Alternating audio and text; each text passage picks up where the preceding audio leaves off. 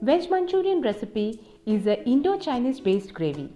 Deep fried veggie balls dipped in soya, garlic, and ginger sauce makes this a very good combination with fried rice. Hi all, welcome to yet another video of spicy cookery. Today let's try Veg Manchurian. If you like my video, please do click on like, share and subscribe. Don't forget to click on the bell button. Ingredients list are mentioned on the below description box. Please keep ready all the ingredients before starting the recipe, which will make more easy to make this recipe.